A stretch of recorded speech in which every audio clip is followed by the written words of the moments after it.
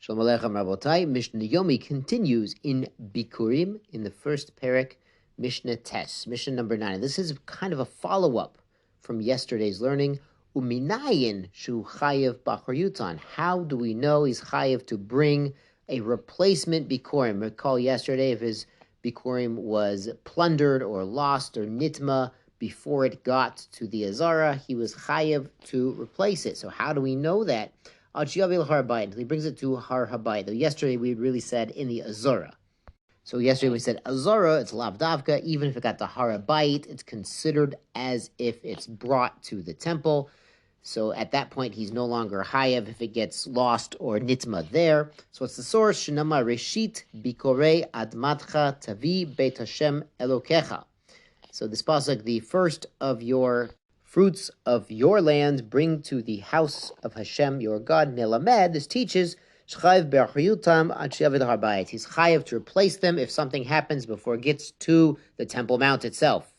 The Mishnah continues, if he brought one species and he recited the passage, so for example, he brought his grapes from his vineyard already, and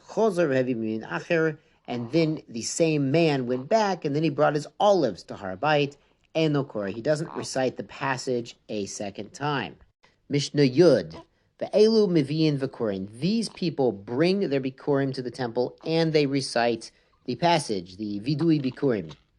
Min ha'atzeret v'ad ha'hag, between Shavuot and Sukkot, as we've learned earlier in the parak.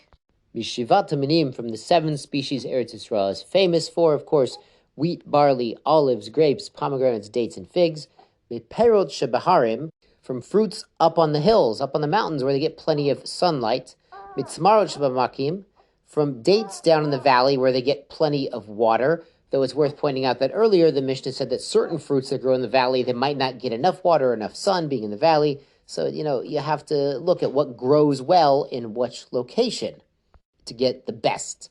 Mizete shemin me'ever yarden, and from the oil-bearing olives, even from the other side of the Jordan. So if they're high-quality olives, apparently you could bring them even from what is called the East Bank.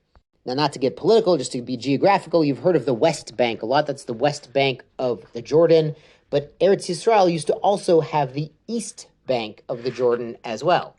So the Mishnah is stating, even if these items are very high quality, they could even come from the East Bank. Rabbi Yossi Galili Omer, Ed Mavin Bikkurim me'ever yarden. He says, we don't bring Bikkurim from the East Bank. Sheina Eretz Zavat Chalav Udvash. That's not considered the land flowing of milk and honey, because the Torah and Devarim refers to what we call Eretz Yisrael proper, the West Bank, between the Jordan River and the Mediterranean. It refers to that specifically as the Eretz Zavat Chalav Udvash.